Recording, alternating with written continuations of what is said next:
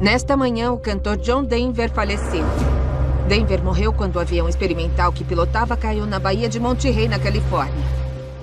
John Denver foi um cantor e compositor lendário. Seu talento para compor e interpretar hits o tornou um superastro global. O que Elvis Presley foi nos anos 50 e os Beatles foram nos anos 60, o John Denver foi nos anos 70. Com canções como Country Roads, Rocky Mountain High e Any Song, em meados dos anos 70, ele era um dos artistas americanos que mais vendia discos. Ele cantava com o coração. Tudo o que ele cantava refletia o que ele era. Ele compôs cerca de 200 canções e vendeu mais de 35 milhões de álbuns. Ele tinha uma voz especial, um dom especial. Mas na tarde de 12 de outubro de 1997, o experiente piloto John Denver caiu com seu avião no Oceano Pacífico.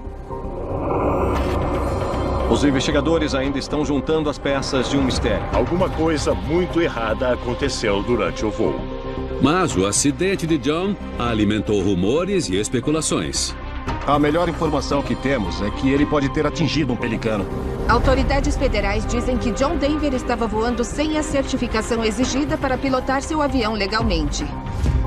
E somente fragmentos da aeronave de John Denver e partes de seu corpo foram recuperados do mar.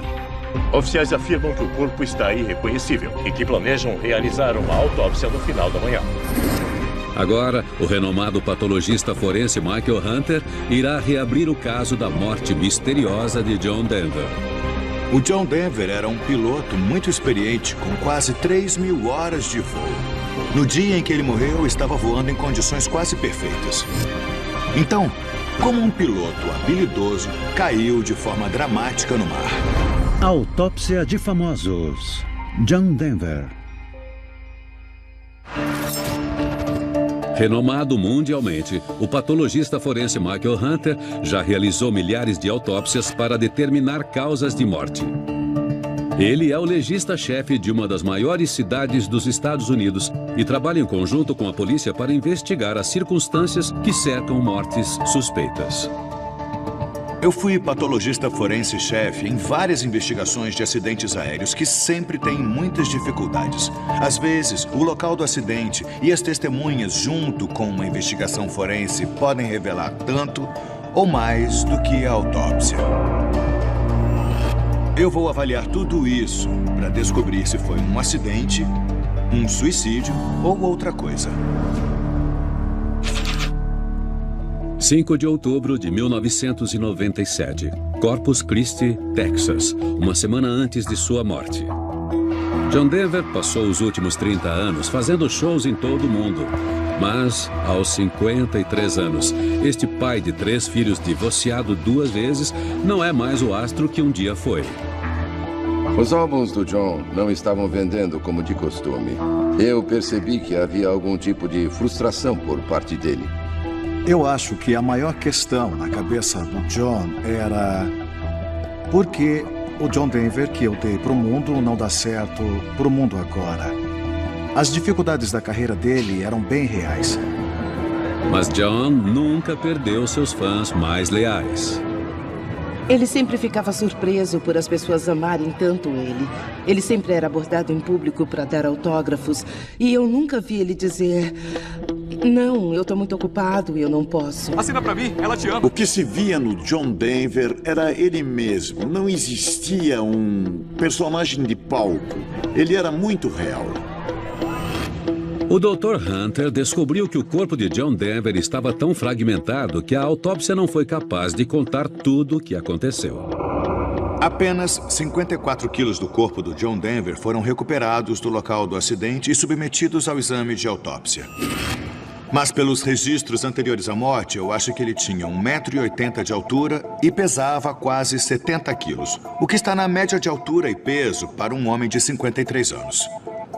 O John estava em boa forma. Ele estava ganhando uma barriguinha, entende? Mas não era nada demais. Era uma coisa normal para 50 anos. O John gostava de se exercitar, adorava fazer trilhas e gostava muito de atividades ao ar livre. John também era um esquiador habilidoso. Ele era uma pessoa que podia saltar de um helicóptero e sair esquiando em uma montanha. Eu falava que ele era louco por fazer isso, mas ele adorava viver no limite. Esquiar de um helicóptero, pilotar aviões loucos. Todas essas coisas resumiam uma pessoa que queria espremer até a última gota da vida. A tendência intrépida de John é uma coisa de família? John Denver nasceu Henry John Deutschendorf Jr. na véspera do Ano Novo, em 1943, em Roswell, Novo México. Seus pais eram o piloto da Força Aérea Henry John e sua esposa Irma. O pai dele era coronel e um grande piloto da Força Aérea. Na verdade, ele quebrou recordes em aviões diferentes. Acho que o John gostava dessas ousadias. Era uma coisa que ele herdou do pai. O John se inspirava no pai e o respeitava bastante. O trabalho de seu pai significou que o jovem John teve uma infância movimentada. Sua companhia constante era um violão presenteado por sua avó. Eu sou filho de piloto da Força Aérea e a gente sempre se mudava. E uma coisa que me ajudou a fazer amizades era o fato de tocar violão e cantar. Eu cantava algumas músicas que as pessoas ouviam no rádio. John encontrou uma breve estabilidade quando se inscreveu em um programa de arquitetura na Universidade de Texas Tech. Como o pai era um oficial rígido da Força Aérea, queria que o John ficasse na faculdade e estudasse arquitetura, mas ele saiu para correr atrás da carreira de músico. E a aposta foi recompensada quando, em 1969, uma canção que John compôs foi gravada pelo trio Peter, Paul and Mary. Living on a Jet Plane foi uma sensação instantânea. Será que John estava prevendo seu futuro? Acidentes de avião são muito violentos e causam grandes lesões, tornando a identificação muito difícil, principalmente no caso do John Denver. Estou lendo no relatório da autópsia. Grandes porções de seu corpo não foram encontradas, incluindo boa parte da cabeça. Nenhum dente disponível para exame.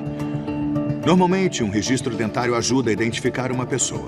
Mas os investigadores encontraram uma característica distintiva no pé direito do John. O relatório de autópsia do John Denver afirma que ele só tinha 8 dedos, que ele não tinha o dedão do pé direito e parte do dedo ao lado. Trabalhando numa fazenda, um cortador de grama passou pelo pé dele e ele perdeu 2 dedos. A gente não percebia se o John mancava ou andava estranho. Ele usava uns sapatos diferentes com frequência. Eles pareciam ser meio grossos. Eu costumava brincar dizendo, como você esquia? Sabemos por relatos que o John era um homem bastante ativo e um piloto experiente. Então é muito improvável que ter perdido os dedos na infância o tenha prejudicado de algum jeito na vida adulta.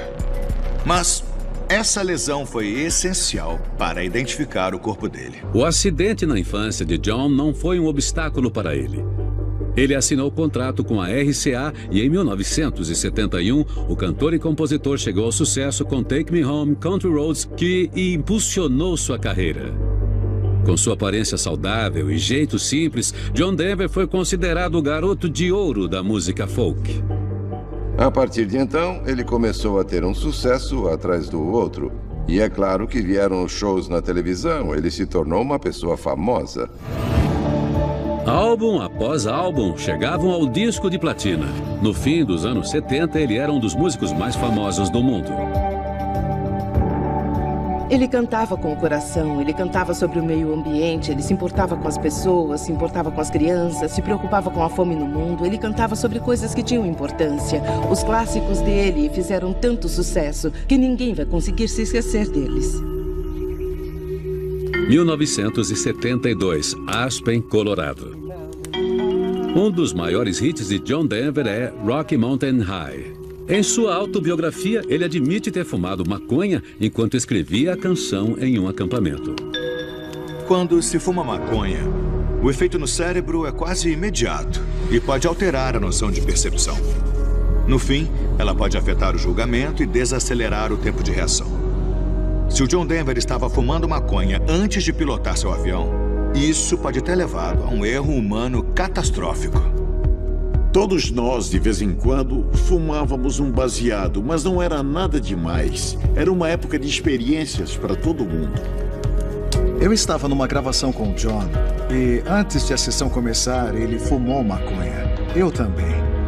Mas eu acho que a maconha não era um vício para ele. O que eu posso dizer dos meus 2 anos com ele é que não vi nada que fosse estranho, um vício, nem nada. Ele era viciado em tocar música e era viciado em pilotar. O relatório da autópsia do John Denver indica que não havia drogas ilegais no organismo dele. Apesar de partes do corpo estarem faltando, isso teria aparecido no relatório toxicológico. Portanto, as drogas ilegais não tiveram papel nenhum na morte dele.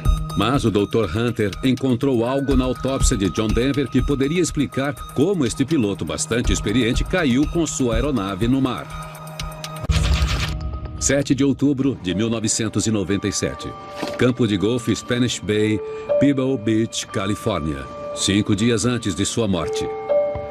Pai de 3 filhos e divorciado 2 vezes, John Denver reencontrou o amor recentemente na forma de Joanne Lefson, uma golfista profissional sul-africana de 26 anos. O casal está junto há quase 2 anos.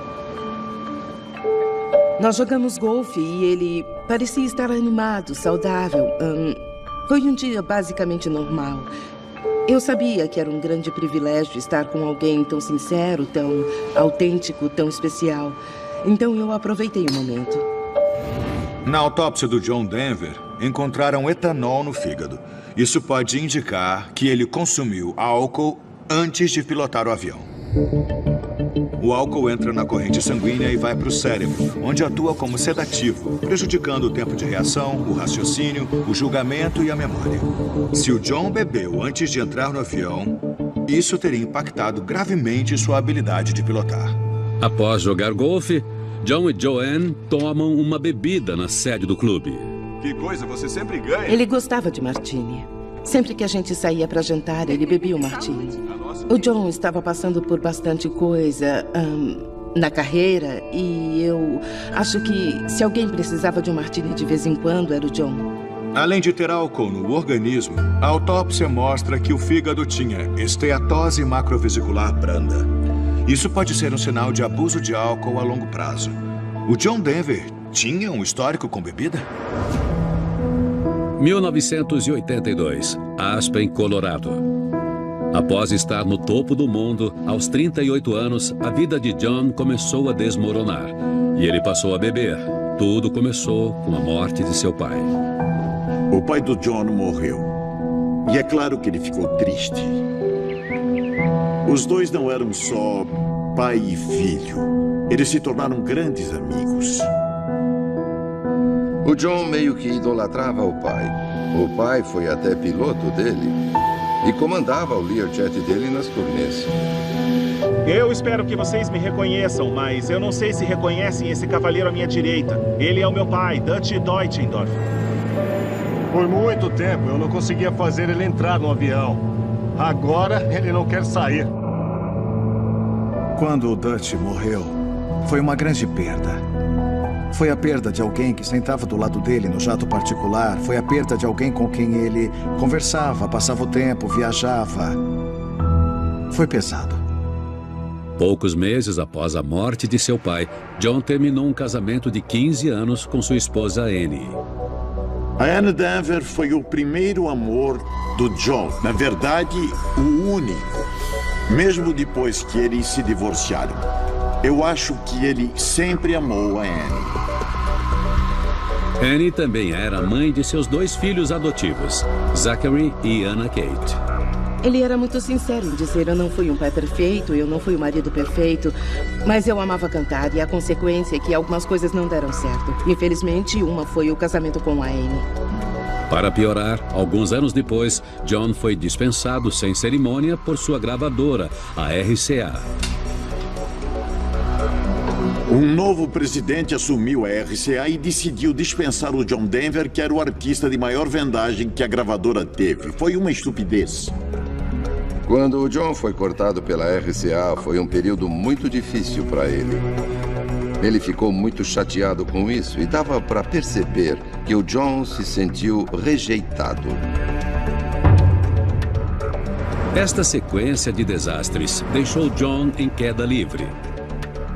Foram buracos enormes criados pela perda do pai dele, pela perda da esposa, pela perda da gravadora. E o resultado é que ele ficou procurando algum tipo de fuga. Foi aí que o álcool entrou na vida dele. O John sabia que tinha um problema com bebida. Ele sofreu muito com isso. Provavelmente foi uma reação dele quando foi rejeitado em tantas frentes diferentes.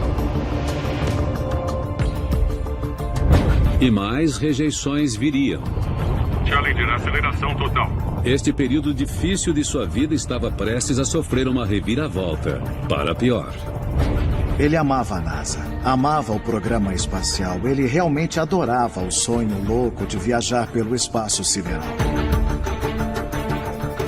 Ele queria ser um dos primeiros civis a ir para o espaço na Challenger. E ele devia mesmo ter ido no voo. Mas a NASA decidiu que queria um professor. Challenger se distanciando da base. A meta é chegar a 30 metros por segundo.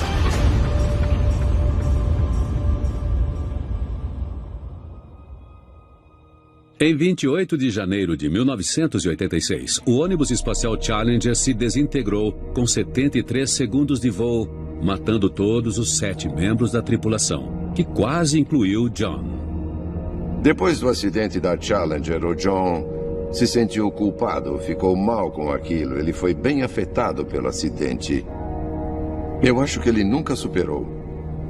Quando o ônibus espacial explodiu, eu vi o John desabar. Foi triste para ele.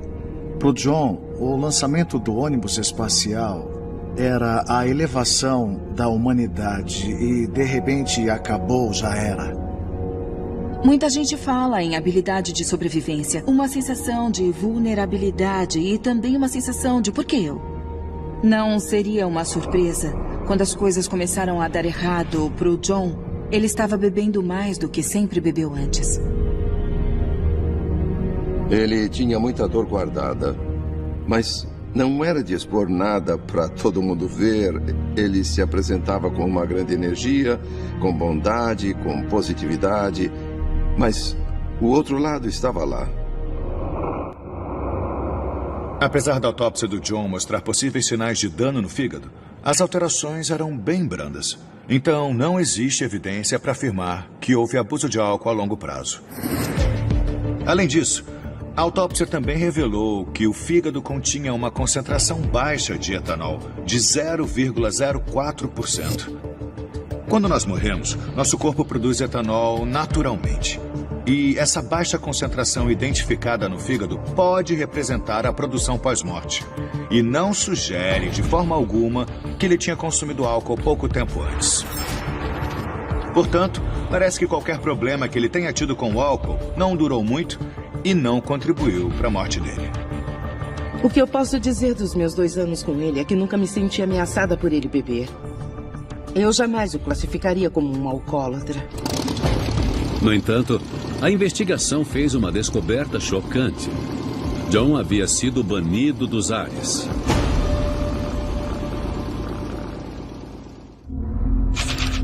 8 de outubro de 1997, Los Angeles, 4 dias antes de sua morte. John Denver está visitando sua terceira filha, Jessie Bell, de 7 anos, que mora em Los Angeles com sua mãe. Ele não foi presente com os outros 2 filhos porque a carreira estava decolando. Depois, ele queria estar presente e fazer parte da vida da Jessie Bell. O divórcio entre John e a mãe de Jessie, Cassie, começou há 4 anos e ainda se arrasta. Não foi um casamento bom. Eles brigavam muito. E o divórcio foi demasiadamente doloroso. Todo dia ele era perseguido por coisas que os advogados queriam, por mais pagamentos. Era um pesadelo para ele. De acordo com a investigação da NTSB, ou Comissão de Segurança dos Transportes, o John nem tinha uma licença para pilotar o avião dele.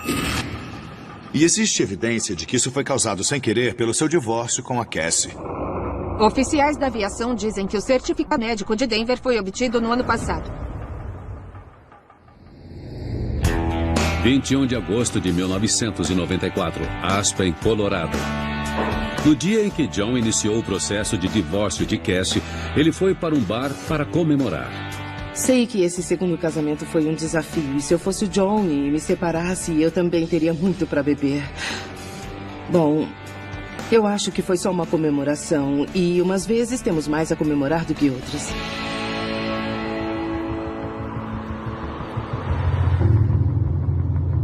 Após a noite de comemoração, John foi para casa.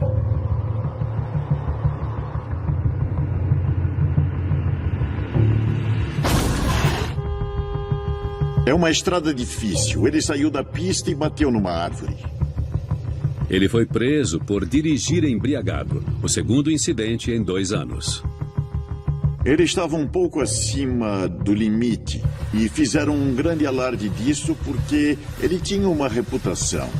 Na verdade, ele era um cara saudável. Ele não aprontava. A autópsia afirma que ele foi fichado depois da primeira prisão. As impressões digitais dele foram usadas para identificá-lo formalmente. Como resultado de 2 prisões por dirigir embriagado em 2 anos, a licença de piloto do John foi cassada pela Administração Federal de Aviação, a FAA. Dirigir embriagado e pilotar sem licença claramente pintam uma imagem de alguém que age impulsivamente. Mas estes não foram os únicos sinais do comportamento imprudente de John. 1983, Aspen, Colorado. Durante a separação entre John e Annie, ele descobriu que ela havia cortado algumas de suas árvores favoritas. Ele tentou sufocá-la. E depois tentou serrar a cama do casal ao meio. Quando as coisas não davam certo na vida real do John, como davam numa música, sabe, ele podia ficar meio maluco. Ele fazia coisas como serrar a cama ao meio. Por quê? Porque ele não acreditava que a vida dele estava desabando. Eu sei que eles ficaram muito perturbados um com o outro. Principalmente quando o divórcio começou a acontecer. Acho que foi uma época bem difícil para o John. O John Denver era claramente um homem impulsivo. Nós vemos em sua autobiografia que ele se arrepende das suas ações. Então eu estou achando que ele pode ter tomado decisões imprudentes quando entrou no avião. Decisões que acabaram em tragédia. 9 de outubro de 1997, Carmel, Califórnia. 3 dias antes de sua morte. Joanne se prepara para suas férias no México. Você pode levar minha mala. Na última vez em que eu vi o John, ele estava animado. Ele sempre estava feliz.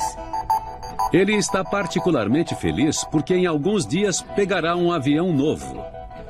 O John comprou um avião experimental porque queria fugir do trânsito para visitar a filha Jezebel em Los Angeles. Ninguém podia imaginar que ia acontecer o que aconteceu. Esta é a última vez em que Joanne vê seu namorado com vida. Até mais.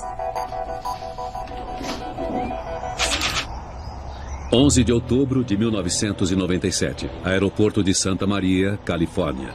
Um dia antes de sua morte. John conhece seu novo avião, um Rutan Long EZ.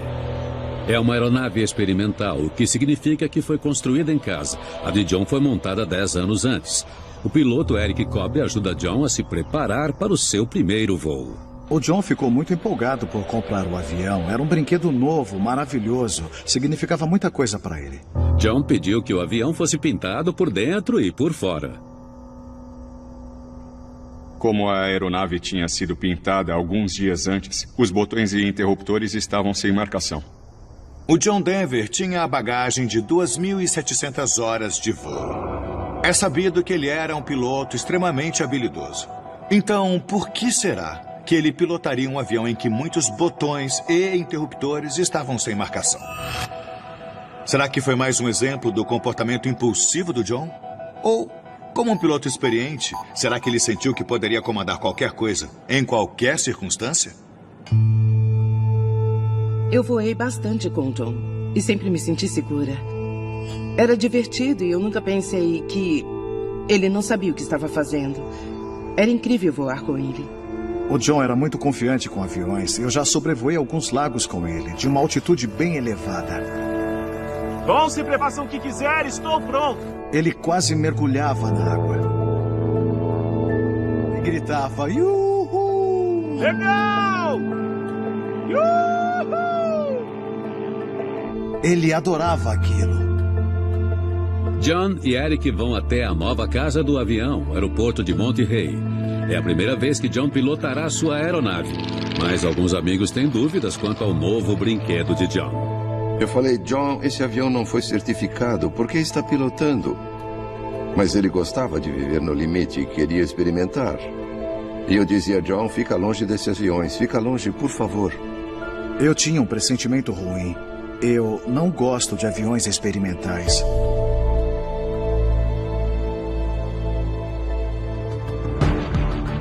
Além de voar com botões sem marcação em um avião pouco conhecido, o Dr. Hunter descobriu algo mais na autópsia de John Denver, que significa que ele estava perigosamente no limite.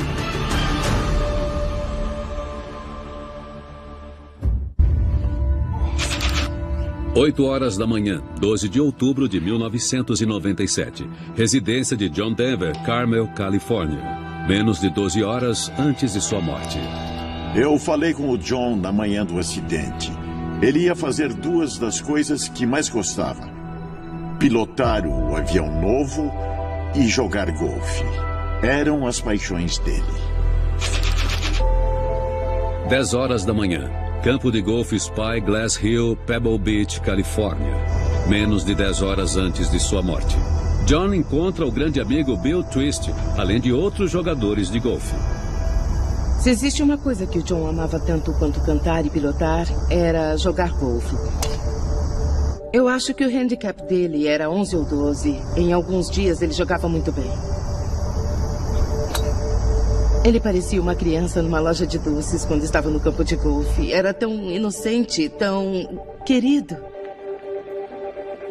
Após jogar 18 buracos, os jogadores vão até a sede do clube para um drink e assistem na TV ao jogo do 49ers. John recusa bebida alcoólica, já que quer pilotar seu novo avião, e pede refrigerante. O grupo combina de se encontrar para jantar, mas John não irá. 4 da tarde, aeroporto de Monterey, Califórnia. Menos de 2 horas antes de sua morte. John marcou com o mecânico Chris Hedlund para ajudá-lo com o avião novo. O John chegou com o Porsche dele. Ele estava animado, estava muito feliz, foi amistoso, mas o John era assim todos os dias. Chris ajuda John com os preparativos para o voo no Houghton Long EZ. Eu não percebi nada fora do normal.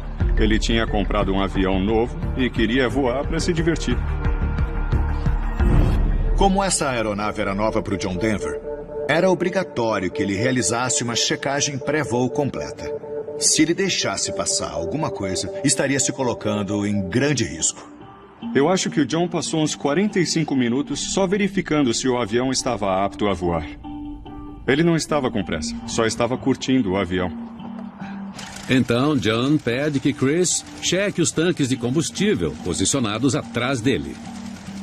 Eu falei que um tinha menos da metade. Olhei para o outro lado e dava para ver que o outro tinha menos de 1/3, acho que 1/4 do tanque. E, nesse momento, um dos funcionários do aeroporto estava perto da gente e eu falei para o John, podemos trazer o caminhão de abastecimento aqui. Vamos pôr o combustível. Você nem precisa sair do avião, vamos demorar poucos minutos. E a resposta dele foi, não precisa, só vou voar por 1 hora. E eu me lembro de ter pensado, não é muito combustível, mas ele é o piloto, então ficou por isso mesmo. John inicia seu voo inaugural solo em seu Long EZ. Ele contatou a torre de controle. EZ, pista da direita liberada para taxiar. Informe a direção quando for solicitada. E foi a última vez que eu vi ele. Eu fiquei lá na porta do hangar enquanto ele taxiava. 5 da tarde. John realiza 3 toques e arremetidas, um treino de pouso e decolagem. No fim, ele começa a voar.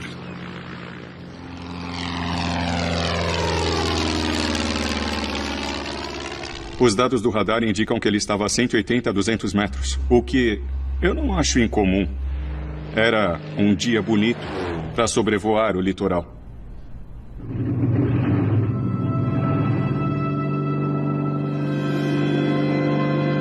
Mas com cerca de 25 minutos de voo, a 100 metros da praia, o avião de John se inclina levemente para a direita e, de repente, mergulha no mar.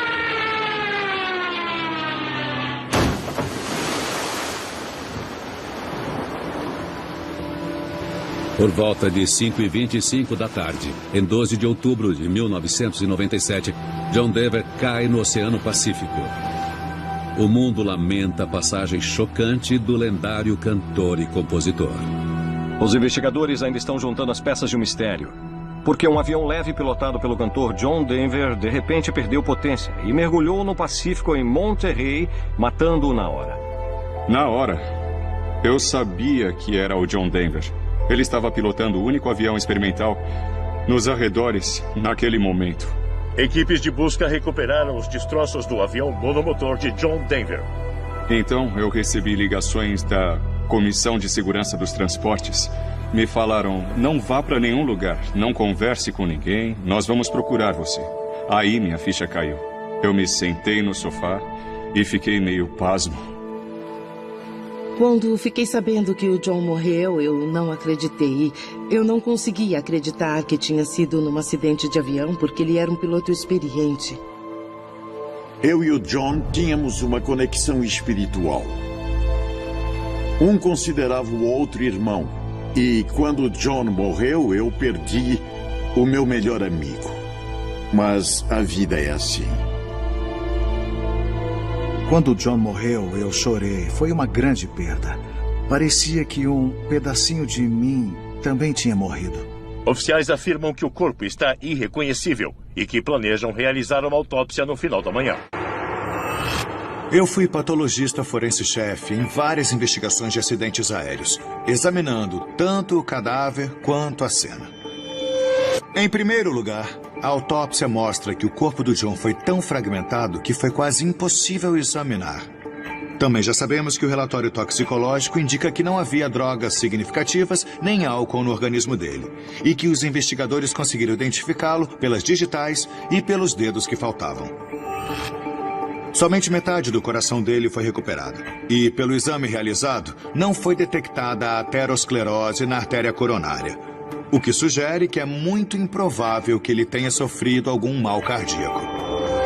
Somente com partes do corpo de John Denver disponíveis para autópsia, o Dr. Hunter revisa a evidência da cena. A primeira coisa que eu percebi foi a descoberta de penas no meio da aeronave e boiando na água. Será que ele atingiu uma ave? Atualmente, a melhor informação que temos é que ele pode ter atingido um pelicano, uma ave grande. Os investigadores descobriram que as penas eram de algum tipo de ganso canadense. Já que essas aves não são encontradas na Califórnia no mês de outubro, de onde essas penas vieram? Chris Headland pode ser capaz de resolver este mistério. Ele colocou um travesseiro atrás das costas, porque o avião foi projetado para uma pessoa muito mais alta do que ele. Assim, ele ia para frente o suficiente para conseguir alcançar os pedais do leme. Então as penas que foram descobertas nos destroços vieram de um travesseiro e não de uma ave. Mas algumas outras coisas intrigantes foram encontradas nos destroços, incluindo um espelho. Uma das preocupações do John é que ele não conseguia ver o nível do combustível. Aí eu entrei no hangar e voltei com o meu espelho de inspeção. Ele levantou o espelho e falou: agora estou conseguindo ver. E esse é o espelho que ele levou no avião naquele dia. Apesar de conseguir ver que os tanques não estavam cheios, John não reabasteceu. Não reabastecer terá sido um ato intencional? Eu já sei que ele tinha muitos problemas na vida. Um divórcio complicado, uma carreira em declínio. Esse comportamento imprudente teria sido suicídio? Ele realmente tinha umas coisas pesando nos ombros dele. Talvez alguma coisa aconteceu, talvez ele teve um momento em que pensou, dane-se, eu já cansei. Mas esse não é o John que eu conhecia. Acho que essa teoria de o John ter cometido suicídio provavelmente não está certa. Eu nunca vi esse lado nele. Ele sempre foi de se levantar e começar do zero. Os investigadores não acharam um bilhete suicida. E com base nos relatos, é improvável que o John Denver quisesse se matar. Então, eu posso descartar essa causa da morte. Talvez ele simplesmente tenha achado que tinha combustível o suficiente para completar o voo curto que tinha planejado. O John era muito inteligente, mas ele não entendia o equipamento em que estava. Ele não tinha familiaridade, e quando alguém disse está com pouco combustível, provavelmente estava com muito menos do que ele imaginou que pouco combustível fosse. O John vivia no limite. Eu acho que quando ele viu que o nível de combustível não estava muito alto, deve ter pensado, bom, é um pequeno risco como pular de helicóptero para esquiar. Eu acredito que ele entrou nesse voo achando que sairia dele numa boa. Apesar do fato do John Denver achar que tinha combustível suficiente, fica claro pelas testemunhas que o combustível acabou. Testemunhas dizem que ouviram um estalo e viram uma nuvem de fumaça antes de o avião de Denver mergulhar no mar. Eu acho que toda a evidência aponta para uma explosão no motor do avião. Com pouco combustível, o motor tem uma pequena explosão porque tem mais ar no sistema que combustível. O estalo sinalizou que ele precisava acionar o outro tanque com urgência. Foi uma corrida contra o tempo até o avião perder potência. Eu tenho certeza que o John entrou em pânico, até porque estava baixo demais para pensar em algum dispositivo de segurança. A aeronave foi montada por um amador e classificada como feita em casa e experimental. Só porque é da categoria experimental não quer dizer que falte alguma coisa em relação à segurança. Mas há algo incomum no Long EZ que John comprou. O projeto original da aeronave tinha a válvula de combustível localizada entre os joelhos do piloto. Mas nesse avião, a válvula de combustível ficava atrás do ombro esquerdo do piloto. A válvula tinha 3 posições: tanque esquerdo, tanque direito e desligado. As posições dos tanques esquerdo e direito não eram claras, porque o avião tinha sido pintado e era difícil girar a válvula. Ele colocou um travesseiro atrás das costas e, como o corpo ficou mais para frente, ficou mais difícil alcançar a válvula de controle do combustível. Eu fiz uma piada. Eu falei, você precisa que um macaco vá junto com você. E ele respondeu, eu entendi como uma piada na hora. Bom, por que não vai comigo? E eu me lembro de pensar, será que é um convite? Bom, um monte de coisas passou pela minha cabeça na hora. Eu não respondi, eu não falei nada. Mas talvez tenha sido um convite. Então, ficou por isso mesmo. O Dr. Hunter acredita ser capaz de decifrar o motivo da morte de John. A queda do avião do John Denver envolveu uma lista de erros. Em primeiro lugar, metade da informação dentro da cabine do avião não estava marcada, incluindo a válvula de controle do combustível. Em segundo lugar, o John não abasteceu e o motor estalou, sugerindo que estava sem combustível. Tenho certeza que ele entrou em pânico tentando acionar o segundo tanque antes do avião perder potência. No entanto, a válvula de combustível estava localizada atrás de seu ombro esquerdo, em vez de estar entre as pernas. A válvula do combustível não era só difícil de alcançar, era também difícil de girar. Para isso, John teria que soltar o cinto, torcer o corpo para a esquerda e alcançar a válvula de combustível com uma mão direita. Isso quer dizer que é bastante provável que ele tenha, sem querer, empurrado o pé direito no pedal do leme direito. Isso teria virado o avião, mas ele deve ter perdido potência ao mesmo tempo. Sem potência, o nariz baixou e o avião mergulhou de imediato. Como ele estava voando a 180 metros, ou possivelmente menos, não teve tempo para recuperar o avião antes de mergulhar dentro do mar.